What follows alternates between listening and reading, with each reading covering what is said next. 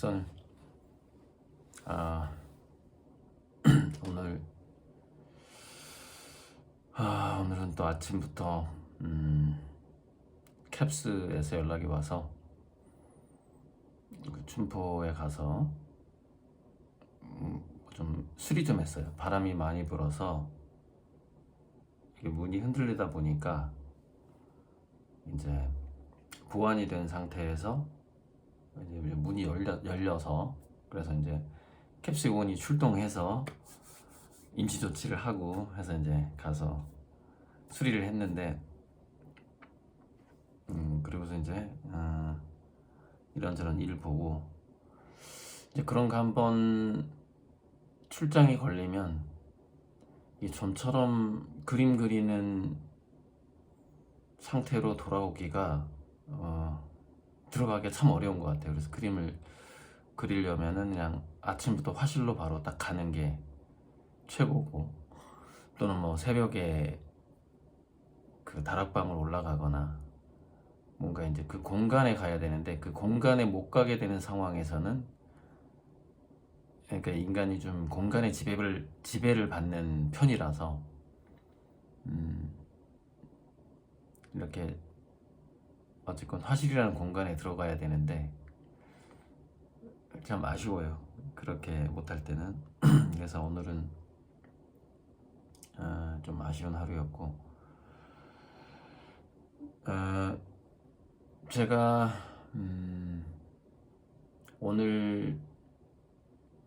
오늘날 또는 제 그림의 탄생, 굉장히 큰 영향을 준 이제 두 권의 책이 있었는데, 그게 지금 불탔는지 아니면 저기 경남 진주 그 제가 쓰던 빈집에 아직 있는지 모르겠어요. 있다면 있을 수도 있어요. 왜냐면 제가 가진 책이 한 3,000권 정도 있었는데 그 중에서 아주 마음에 든 책을 1,000권을 골라서 광명시 그 화실로 가져갔는데 거기서 불이 나서 그 1,000권이 불타고 뭐 이런 일이 있었는데, 그래서 아마 이 책은 아마 어딘가 찾아보면 있을 수도 있어요. 그 시골집에. 그게 이제 오늘의 사상 백인 백권하고 103인의 현대사상인데, 이거는 중고책으로 샀어요. 제가 다시 샀는데, 왜냐면 1986년에 만났던 이 오늘의 사상이라는 책이 상당히 저한테 큰 영향을 줬기 때문에 40년 전의 책이에요. 그리고 96년에 나온 이 책도 저한테 영향을 많이 줬는데, 일단은 이 96년에 나온 이 책을 보면은, 96년은 제가 중앙비엔날레 대상을 받은 날이었던 7, 8월에 대상을 받았고, 그러니까 대상 받기 전에 이 책을 아마도 날짜를 보면, 그러니까 저는 그 당시에 신문 같은 걸 보면은 뭐 오늘의 신간 뭐 해가지고 일주일마다 계속 이렇게 신간이 이렇게 나오잖아요. 그러니까 이걸 먼저 봤네.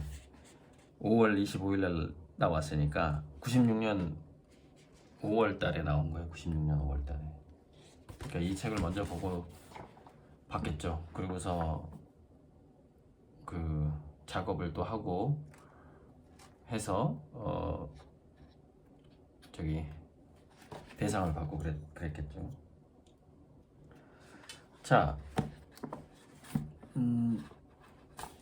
뭐 굉장히 많은 과학자도 나오고 뭐 그래요. 근데 오늘은 딱 4명만, 이 103명 중에서 4명만 얘기하고 싶어요.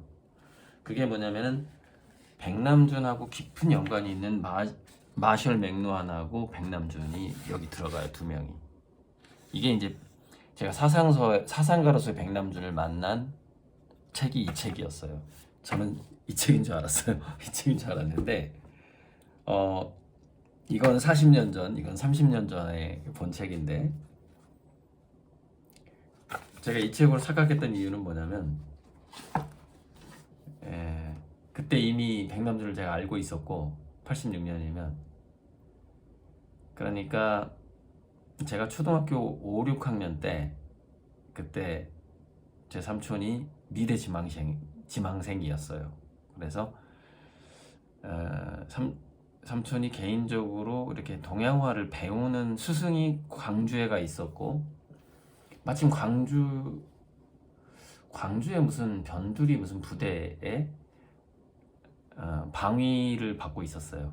그리고서 저한테 이제 방위하고 뭐 스승한테 그림을 배우고 자기가 그린 그림을 저한테 보여주고 그럴 때였고 그때 광주 동운동에 살 때인데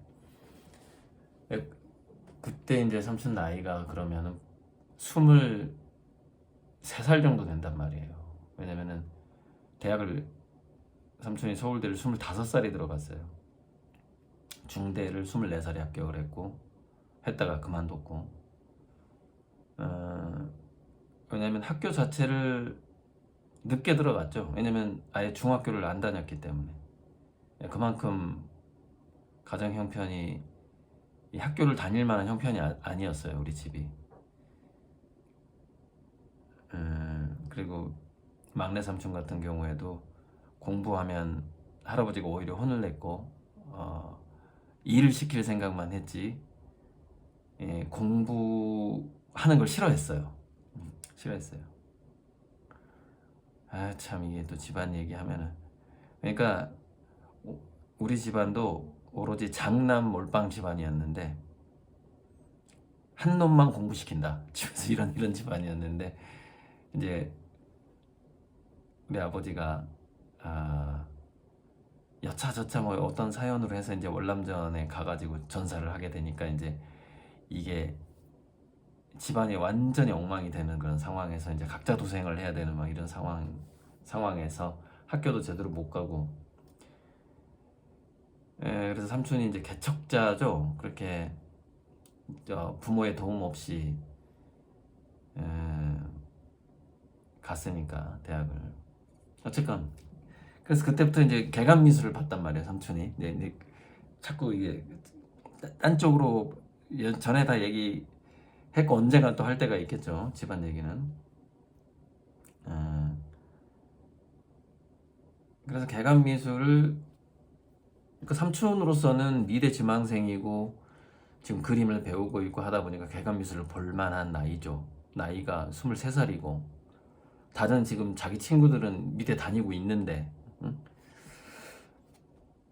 그래서 그때 이제 제가 미술부 할 때 제가 초등학교 때 이제 미술부 할 때 이렇게 그림 보여주면은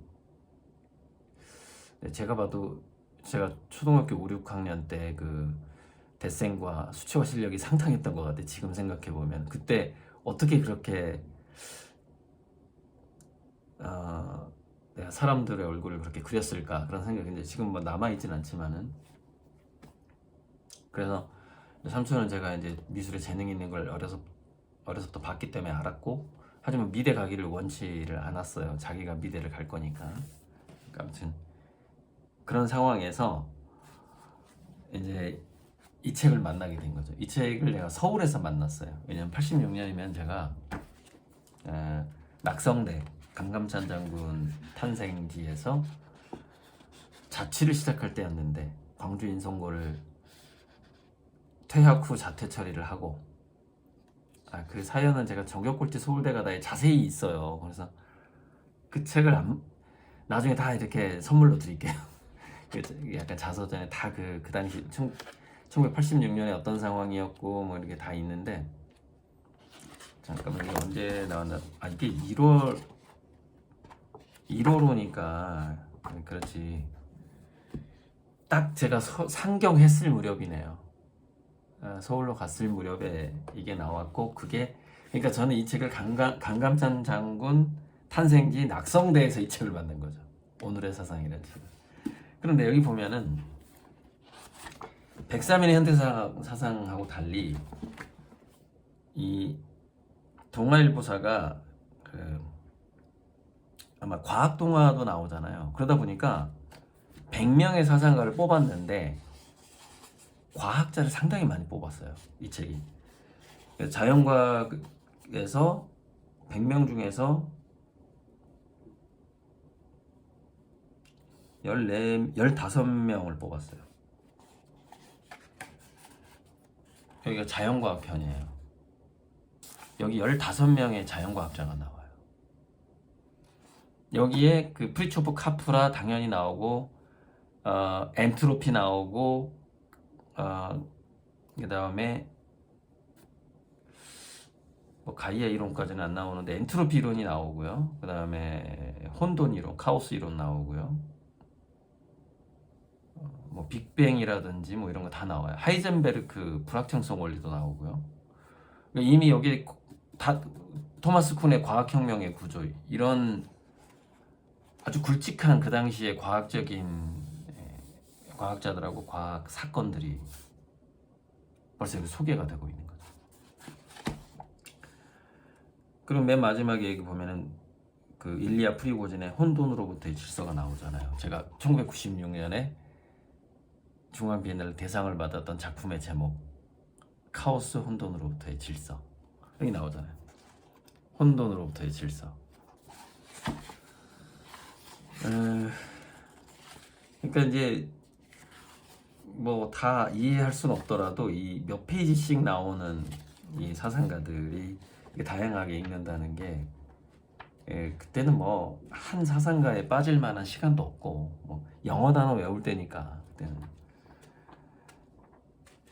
그래서 상당히 깊은 영향을 주는데 골고루 처음부터 저는 뷔페에 들어간 거죠. 이거 뭐 사상 철학가도 나오고 과학자도 나오고 굉장한 뷔페였어. 이 책의 구성 자체가 이 100명을 뽑은 게 대단한 책이었고, 그 다음에 이제 96년도에 만난 이 책에서 되게 두껍죠. 제가 그 양자인문학 그거 강의할 때 일신론 이론론 사회로 가다가 중대한 사건이 하나 터졌다 이렇게 얘기를 했잖아요. 그게 인쇄술이잖아요. 인쇄술. 인류 역사에서 너무나 중요한 사건이에요. 인쇄술이. 네. 자, 그럼 그 다음에는 뭘까요? 여기서 이제 마셜 맥루한이 여기서 한마디를 합니다. 그래서 딱 4명만 말씀드릴게요. 4명. 마셜 맥루한을 얘기해야 백남준을 이해할 수가 있거든요. 그래서 그래요. 마셜 맥루한은 미대생이라면은 거의 그냥 1학년, 1, 2학년 때 엄청 많이 배우는 사람이에요. 특히 디자인과라든가 이런 데서는 그 미대생이라면 다 배우는. 뭐 글쎄 미대뿐만 아니라 저기 신방과 언론 쪽하고 사회과학 쪽랑 다 배울 것 같은데 마셜 맥루한 정도는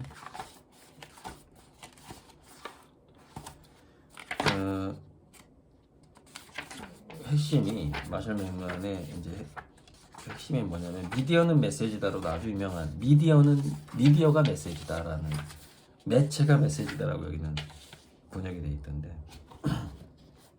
맥루한이 아주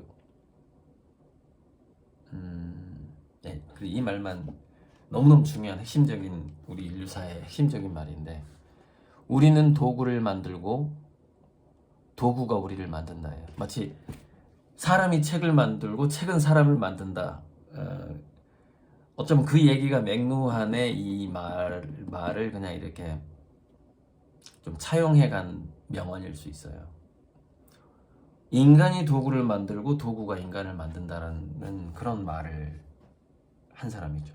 그러면서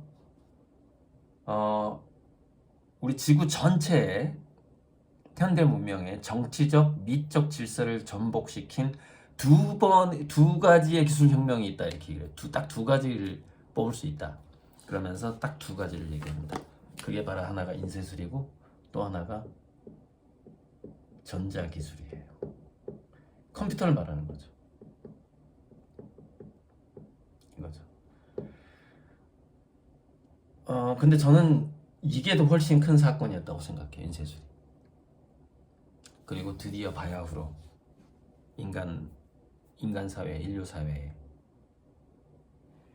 이 인쇄술이나 컴퓨터보다 더 중요한 순간이 다가오고 있으니 그것이 바로 양자 컴퓨터라는 겁니다.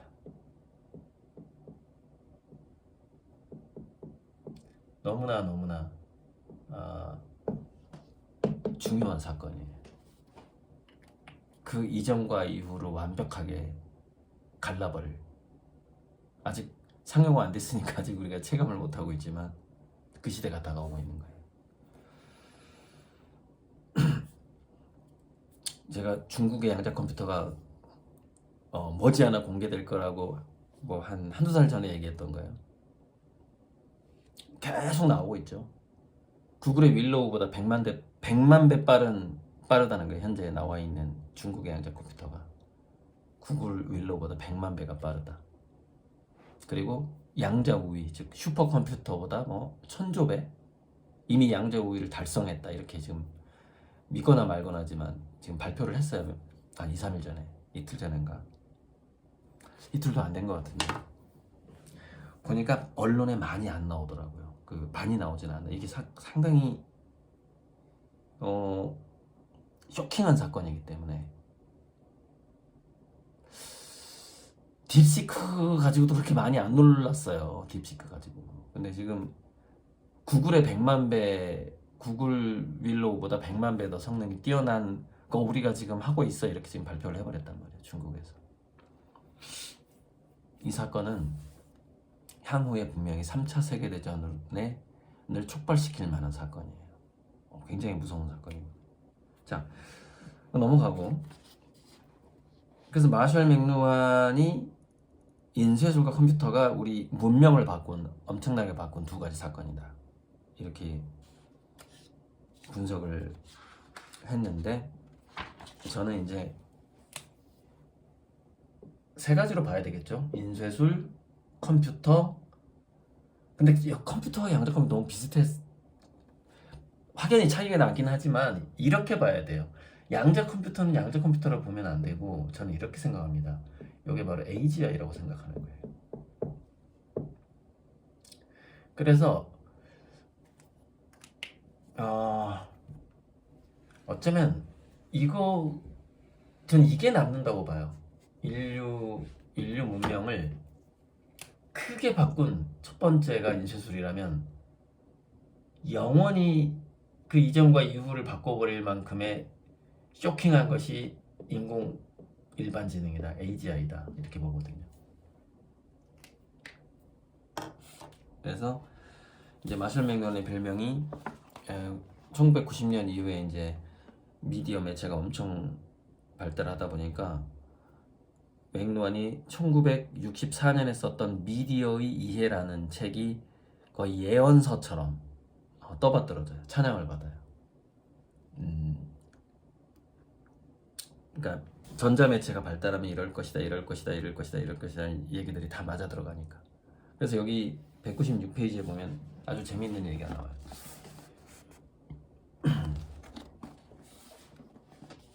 자, 이렇게 했다는 거예요.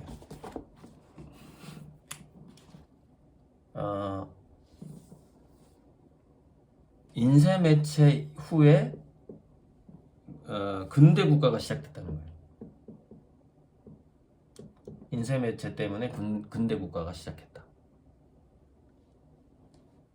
그리고 이 사람은 이제 전자매체라고 부르는데 전자매체인데 요게 나와서 그러면 이 근대 국가를 어떻게 바꿀 것이냐,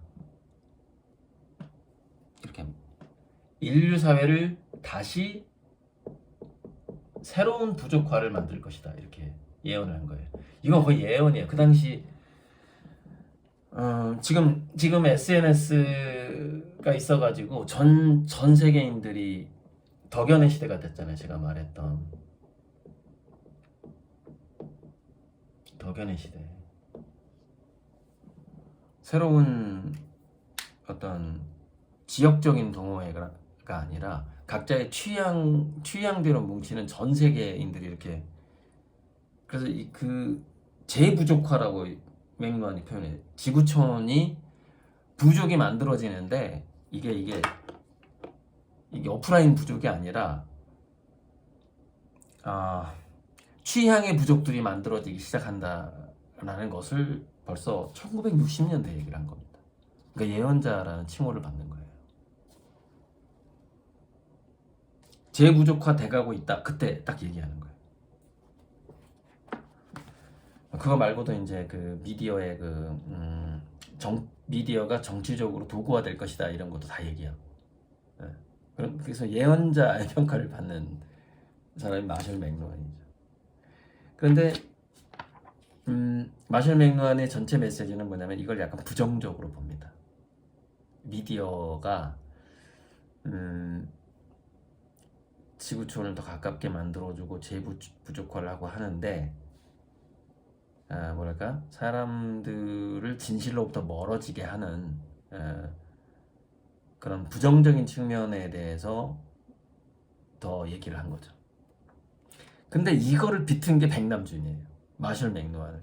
그러니까 마셜 맥루안이 백남준보다 한 20년 앞선 사람이거든요. 20년 나이가 더 많아요. 이거를 이제 백남준이 딱 나타나가지고 아니다 그런 거예요. 대단한 세계적인 학자인데 아니야. 미디어라는 건 꼭 그런 것만이 아니야 이라고 딱 나선 거예요. 그래서 백남준이 지금 사상가 취급을, 그러니까 사상가로 지금 반열이 된 거예요. 그러니까 이런 게 저도 그래서 가끔은 뭐 그러는데 뭐 도올 김용 틀렸어 뭐 이런 식으로 저도 가끔 얘기하잖아요. 그래서 노벨상도 과거에 노벨상은 받은 사람의 이론이 틀렸어 하면 그 사람이 노벨상을 받거든요. 마찬가지로 이 학계나 철학계나 철학계도 과학계처럼 그 사람은 완전히 오류가 많아 틀렸어. 이제 그런 얘기를 하기 시작하면서 새로운 사상가로 떠오르는 그런 경향이 있단 말이죠. 그래서 이 백남준은 뭐냐면은 미디어의 낙관성을 봅니다. 그래서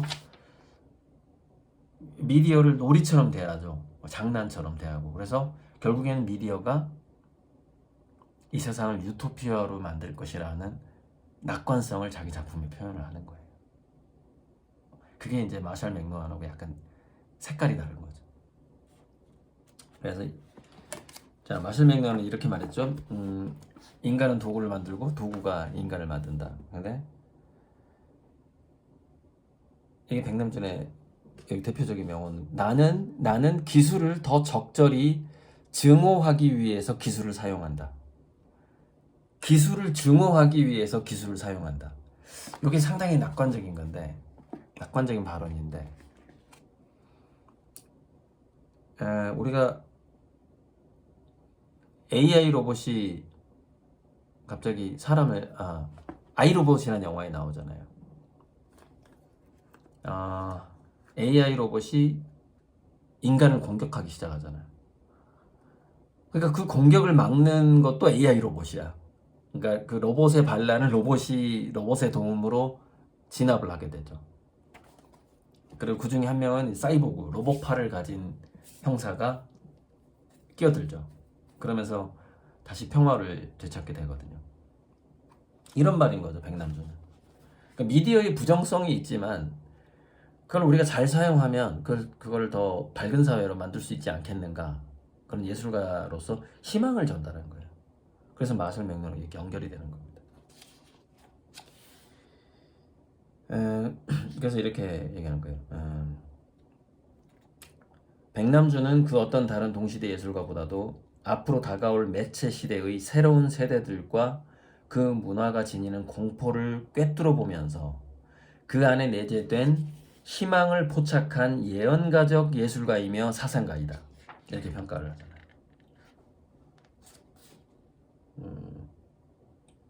그래서 매체를 새롭게 조작하고 참여함으로써 새로운 가능성을 드러낸다고 본다. 그래서 백남준에 대한 평가가요, 유튜브를 예언한 사람이다 이렇게 봐요. 유튜브를 예측한 사람이다. 유튜브 시대가 온다. 자기만의 TV, 너튜브 유튜브를 이미 그 시대가 올 거를 알고 있었다, 백남준은. 이렇게 예측을 하죠. 유튜브 예언가라는 별명이 있어요. 이렇게 연결이 되는 겁니다. 그러니까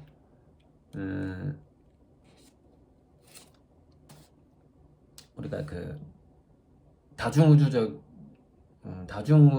중에는 평행우주에서 이게 좀 비관적으로 흐르는 세상에 그 갈래가 있을 것이고 낙관적으로 흐르는 갈래가 있을 건데, 백남준은 그 낙관적으로, 이 미디어 기술이 결국에 우리를 낙관적으로 세상을 더 좋게 만들 수 있다, 이렇게 이제 본 겁니다. 근데 뭐 여기는 뭐 단순한 낙관주의나 아니다 뭐 여러 가지 얘기가 있는데, 아무튼 이 정도만 하겠습니다. 자, 그리고 이 책에서 빠질 수 없는 또 한 사람이 있는데, 앨런 튜링. 앨런 튜링이 있는데, 제가 지금 이거 얘기하는 겁니다. 인쇄술, 전자매체, 여기에서 마셜 맥루한하고 백남준이, 그러니까 인류사에서 아주 굵직한 사건, 문명을 바꾸는 사건에 이렇게 결부된, 마셜 맥루한 꼭 철학자라고 해야 되나? 아무튼 그 두 사람이에요. 철학자라고 보긴 좀 철학자 안 보더라고. 체계적인 사상은 없었다 이렇게 얘기하거든요. 마셜 맥루한도 그렇고 백남준도 그렇고. 그렇지만 이 세상에 뭔가를 던진 사상가로 볼 수는 있는 거죠. 철학자는 아니지만 사상가로 볼 수 있는 거죠. 중요해요. 그래서 중요한데, 인쇄술에 대해서는 뭐 이제 뭐 이런 철학자들이 나온 것 자체가, 인쇄술이 없었으면 안 나오니까, 어차피 이 사람들이 존재하질 않으니까. 자, 이 다음에 문제가 이제 에이지야 이란 말이에요. 앨런 튜링이 이 시대의 사상가인 건 뭐냐면은, 기계가 사람처럼 사고할 수 있다라는 생각을 처음 한 사람일 거야 아마. 그러니까 인공지능의 개념을 처음 만든 사람이죠. 그러니까 대단한 사람, 대단한 사상가죠 우리 시대. 그래서 기계가 사람이 생각할 때 하는 그런 방법들과 구별이 불가능하다면 그 기계도 사람처럼 생각하는 것으로 볼 수 있다. 자, 그래서 그걸 체크하려면은 거기서 나온 게 튜링 테스트고, 기계하고 사람이 대화해서 사람이 30% 이상이 나는 사람이랑 대화했다라는 느낌을 받는다면 그것은 이미 생각하는 기계라고 볼 수 있다. 그게 튜링 테스트인데, 이제 제가 얼마 전에 얘기했다시피 튜링 테스트는 90% 이상이 되어야 할 것 같다. 좀 커트라인을 올려야 된다. 이제 튜링 테스트를, 이제 그런 얘기 이제 얼마 전에 했는데, 올려야 될 것 같고, 이제 90% 이상 올렸을 때에는 거의 AGI급이 될 것이고, 인간과 단순한 친구가 되는 수준을 넘어서는, 정말 인간의 영혼과 대화하는 정도의 수준이 되는 그런 때가 올 텐데, 그게 바로 양자 컴퓨터가 AI랑 연결되면 이제 그런 때가 와버리는 거죠. 진정한 데우스 엑스 마키나, 즉 기계의 영혼이 깃드는 시대가 와버리는 거예요. 데우스 엑스 마키나. 기계로부터 나오는 영혼이에요. 기계로부터 나오는 신. 시대가 오고, 그 개념을 처음 얘기한 사람이 앨런 튜링이기 때문에 이 시대에 정말 대단한 중요한 인물인 거죠. 그리고 이제 아무튼 저는 이 103인 중에서 맥루한, 백남준, 앨런 튜링을 뽑아요. 정말 우리가 꼭 알아야 된다면, 이 103명 중에서 3명만 알아야 된다면, 지금 이 시점에, 이 양자 컴퓨터가 나오는 이 시점에 마셜 맥루한, 백남준의 낙관성, 앨런 튜링의 AGI에 대한 예고, 이거를 좀 꼽고 싶은데, 피카소 맛배기로 피카소 맛배기. 자, 피카소가 여기에 또 사상가로 들어가 있습니다. 피카소의 사상은 별거 아니에요. 그냥 입체주의를 완성했다. 입체파를 완성했다. 그래서 회화적 공간에서 다중 시점을 제시했다 이거예요. 그거 하나로 그냥 사상가가 된 건데, 이제 저도 눈동자의 우주를 그림으로써 사상가가 될 수 있는 이제 그런 돼 갈 거예요 앞으로. 앞으로 제가 이제 양자인문학, 양자철학을 쭉 정리해 나갈 거고, 또 제 이야기들을 책으로도 저는 써낼 수 있고, 또 인공지능이 정리를 해줄 거고. 그래서 피카소에 대한 딱 한 줄.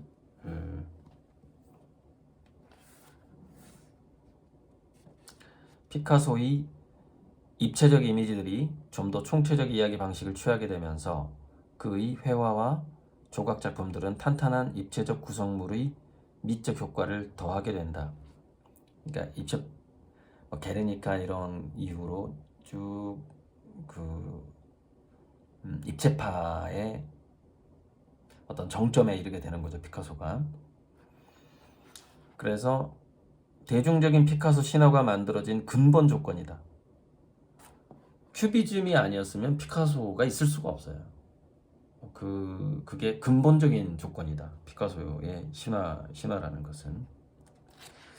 근데 그 큐비즘에 이르기까지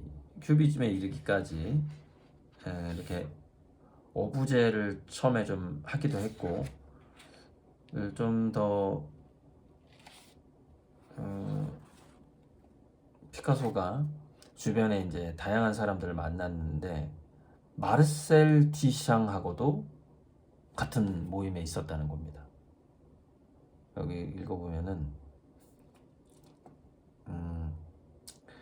아무튼 화상이 브라크를 피카소에 소개하고, 어떤 모임이 있었는데, 거기에 듀샹 형제들도 그 당시 엄청난 부잣집 아들이죠. 유럽의 3대 부자의 아들. 그러니까 백남준이 한국 3대 부자의 아들이었고, 백남준이 마르셀 듀샹, 그 다음에 비트겐슈타인, 찰스 다윈, 이 사람들의 공통점이 엄청난 부잣집 아들이다라는 거.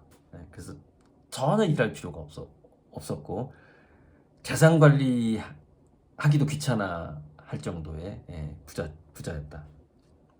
완전히 거기서 또 자유로운 거죠. 그래서 그 자유로움에서 찰스 다윈의 진화론이 나왔고, 비트겐슈타인의 그런 철학이 나왔고, 마르셀 듀샹의 레디메이드가 나온 거죠. 그림을 그래서 팔 필요가 없는 사람이에요. 마르셀 듀샹은. 그래서 팔 필요가 없어. 개념만 보여주면 되는 거죠. 그런 어떤 그 풍요 속에서 그런 것들이 나오죠. 또 운이 좋았던 시대에 정말 금수저로 태어나서 또 이름을 날리고 또 자기만의 세계를 만든 사람들이죠. 그래서 이 그룹에서 브라크, 마르셀 듀샹 이런 사람들하고 교류하면서 영향을 받았겠죠. 그 큐비즘 자체를 피카소가 만든 건 아니에요. 입체파라는 것이 이제 아프리카의 그 조각이라든가 탈이라든가 이런 데서 영향을 받은 거거든요. 큐비즘을 피카소가 그냥 정점에 이르도록 완성시킨 사람이지, 자기가 큐비즘을 이렇게 만든 건 아닌 거죠.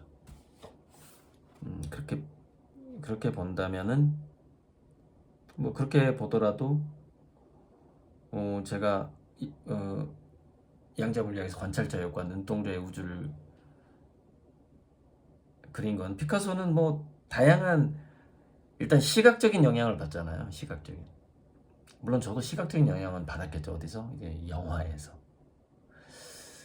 특히 콘택트라는 영화 있잖아요. 조디 포스터가 나왔던. 거기 보면 첫 장면이 우주가 보여요. 우주가 보이는데 점점 이렇게 뒤로 줌아웃을 합니다. 줌아웃을 하니까 한 소녀의 눈동자였던 거예요. 그게 이제 조디 포스터가 어렸을 때 모습이죠. 그런 것들이 저한테 영향을 준 거죠.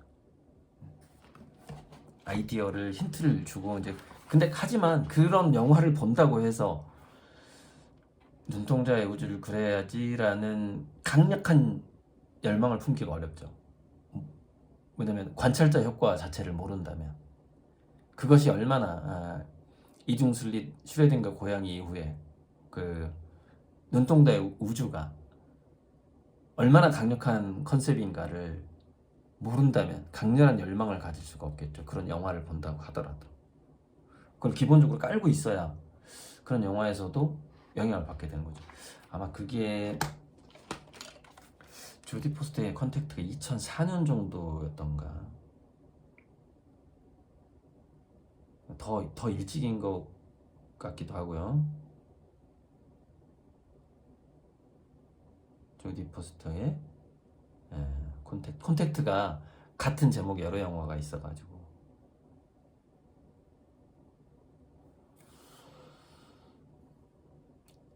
빠르 1997년이구나.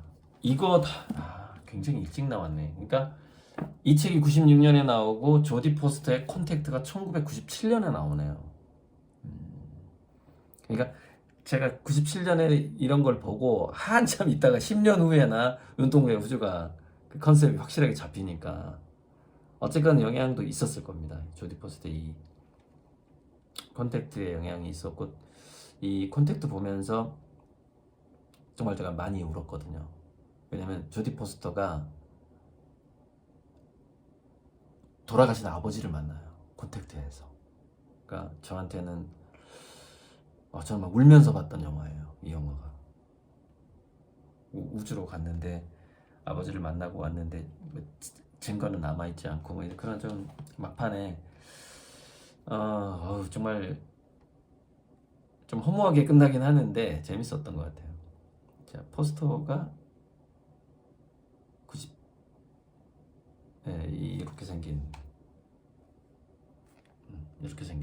콘택트. 자, 어쨌건 오늘 저의 그림이 탄생하기까지 이 1986년에 이런 책들, 그래서 동화에서 자연과학자들 많이 다룸으로써 이제 제가 좀 더 과학책을 더 많이 읽게 만든 저런 특별 부록이 있었고, 동화출판사 감사합니다. 이런 게 있었고, 그리고 또 이거는 제가 찾아서 본 거죠. 그 이후에는 이거는 우연히 제가 만나게 된 거고, 그 삼촌이랑 같이 자취를 하면서 만나게 된 거고, 이거는 제가 찾아서 본 거고. 그 이후에 2004년, 2005년 경우에도 102명의 철학자였나 뭐 아무튼 뭔가 사상가들 여러 명 모아놓은 책이 있으면 제가 좀 이렇게 압축해서 보는 걸 좋아하다 보니까 버라이어티하게 이렇게 뷔페 같은 거 좋아하거든요. 그러다 보니까 또 본 책이 있어요. 지금 제목이 정확히 생각이 안 나서 지금 못 찾고 있는데 또 막 철학자 모아놓은 책이 있긴 있었어요. 그래서 이렇게 뷔페처럼 사상가나 철학자 또는 과학자를 모아놓은 책들은 정말 이렇게 압축해서 뭔가 포만감을 주는 그런 아주 짧은 시간에 좋은 책인 것 같아요. 자, AGI 인쇄술이 현대 문명을 만들고 AGI가 나온 다음에는 뭐 어떤 시대가 될 것이냐, 뭐 제가 계속 유튜브에서 얘기하고 있는 것들이니까 또 너무 길어지니까 다음에 이제 이 AGI의 전후의 문명에 대해서 제가 앞으로 좀 더 이제 말을 더 많이 얘기를 하게 되겠죠. 그리고 인쇄술 전후의 문명이 바뀌고, 그다음에 컴퓨터가 나오고 나서 컴퓨터나 휴대폰이 나오고 나서 또 전후가 좀 바뀌는데 그건 좀 약하고 AGI가 나온 이후에는 굉장히 선봉 홍제 유토피아 시대로 갈 겁니다. 네.